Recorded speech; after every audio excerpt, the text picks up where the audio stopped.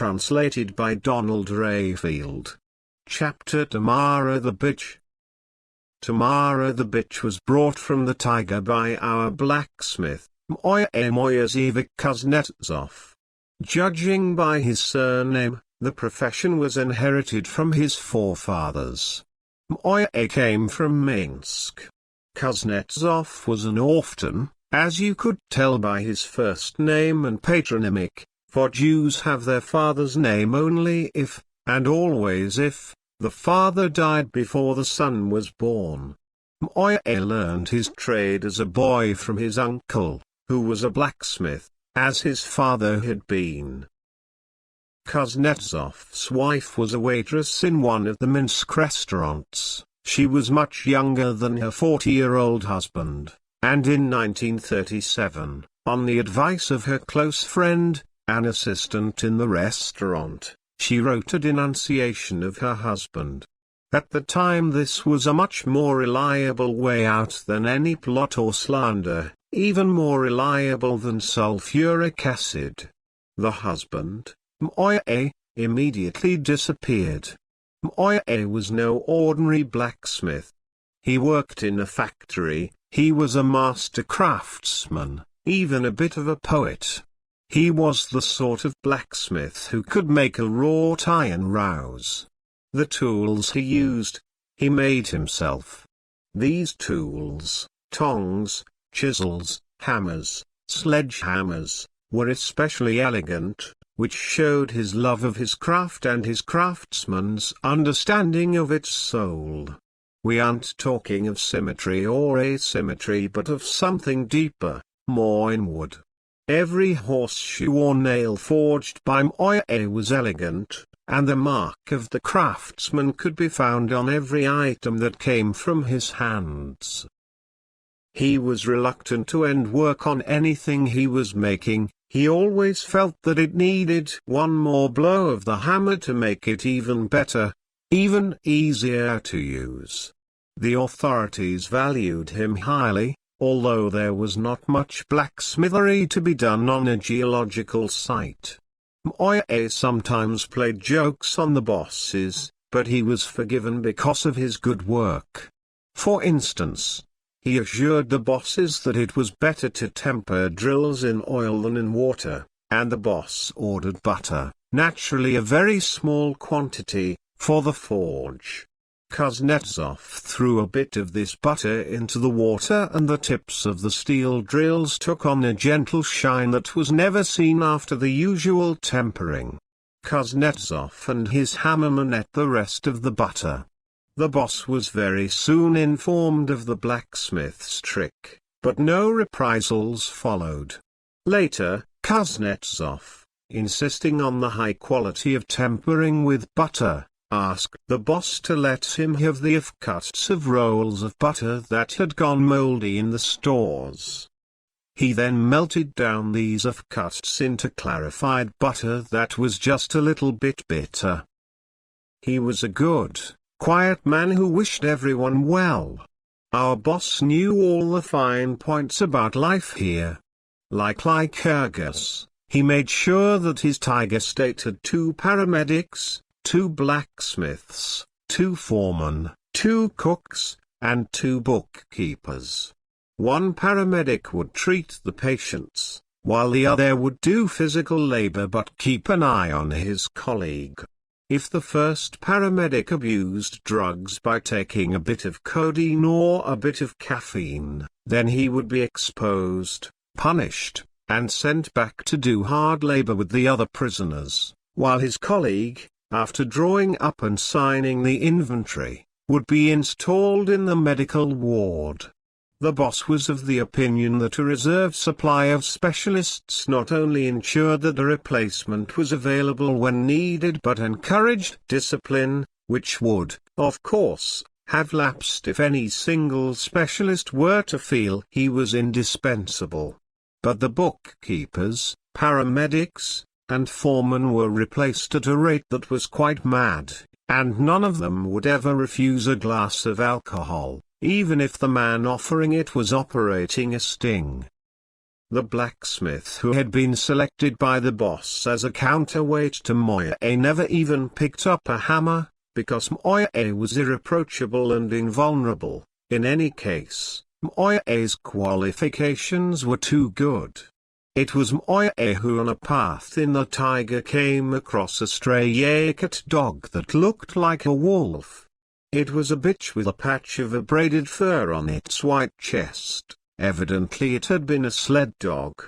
There were no yagat settlements or nomadic camps anywhere near us.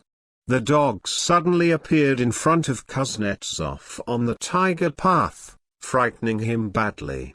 Moya thought it was a wolf and ran back, stamping his boots loudly on the path, to warn the other men following him. But the wolf lay on its belly and crawled toward the people, wagging its tail as it did so. They stroked it, patted its emaciated flanks, and fed it. The dog stayed with us.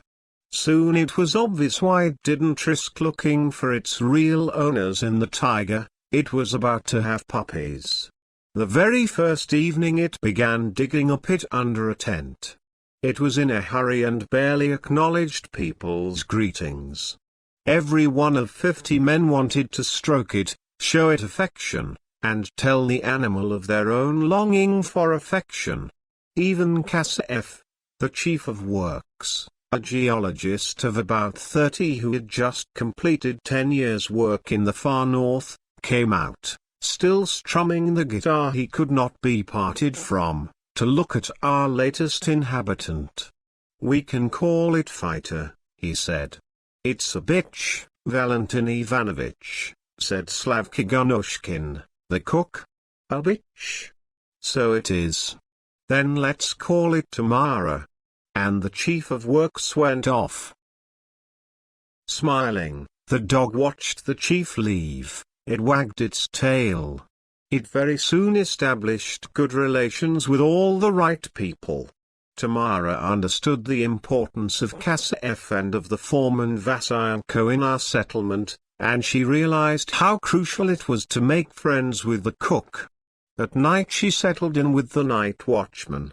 We soon realized that Tamara would only accept food she was given, that she never touched anything in the kitchen or the tent, whether there were people there or not.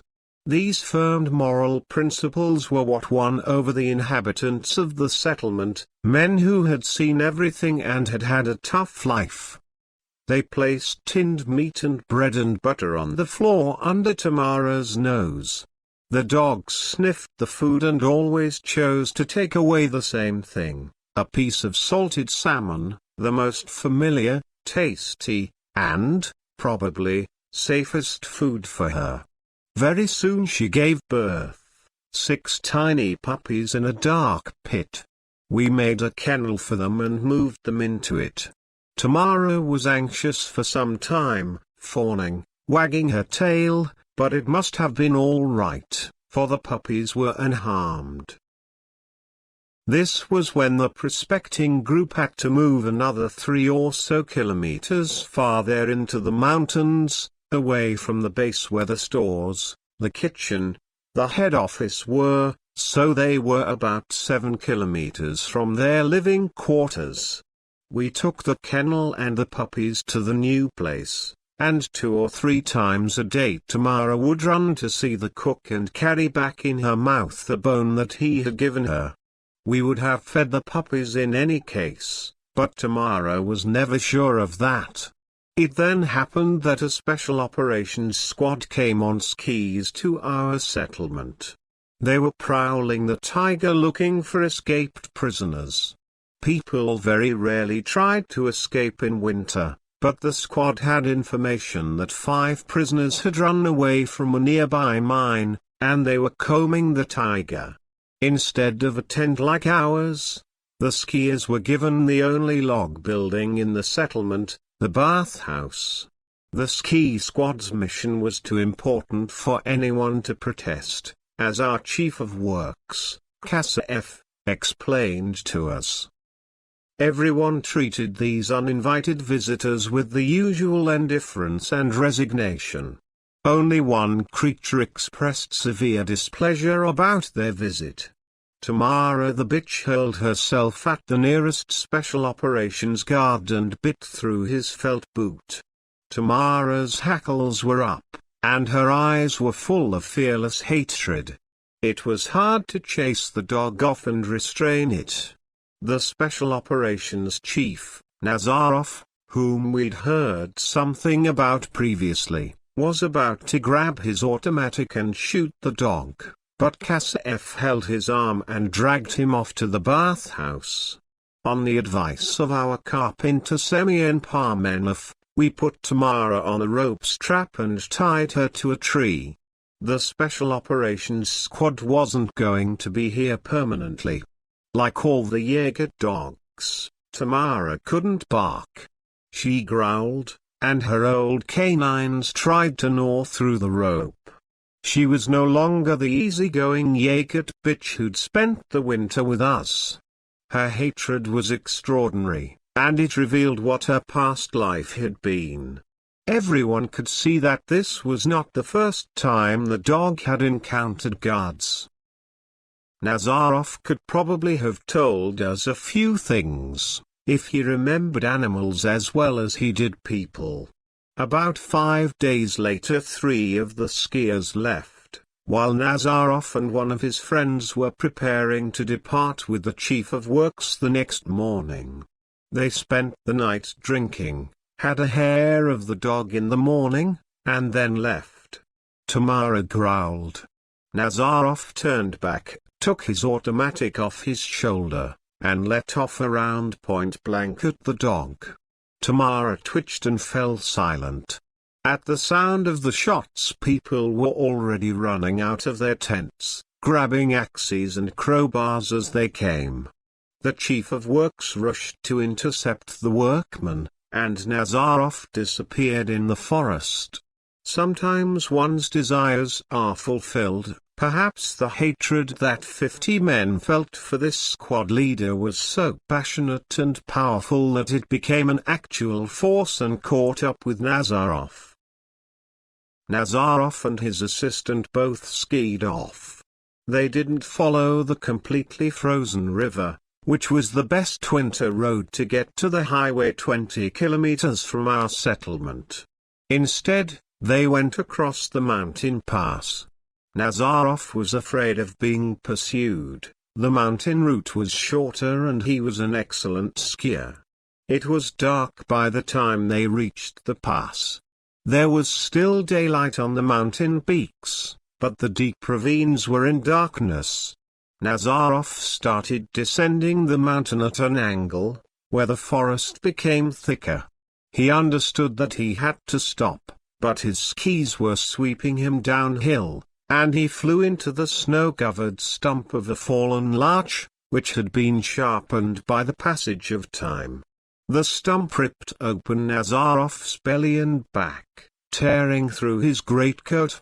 The second special operations man was skiing much farther down the hill. He sped to the highway, but only managed to raise the alarm the next day. 2 days later they found Nazarov hanging from the stump, frozen stiff in the pose of a running man, rather like one of those figures in a battle diorama. Tamara was flayed and her skin was stretched by nailing it to the stable wall. But it was stretched badly and the skin, when it dried out, was tiny, and you wouldn't have thought that it came from a big Jaeger sled husky. Very soon the forester came to draw up back-dated certificates for the cutting of timber that had been done more than a year before. When the trees were being felled, nobody gave a thought about the height of the stumps, and they turned out to be higher than the norm, so that the work had to be done again. That was an easy job. The forester was allowed to buy a few things in the shop, and was given money and alcohol. When he was leaving, he asked if he could have the dog skin hanging on the stable wall. He would tan it and make sledder's gloves, gauntlets made from northern dog skin with the fur on the outside. According to him, The bullet holes in the skin didn't matter.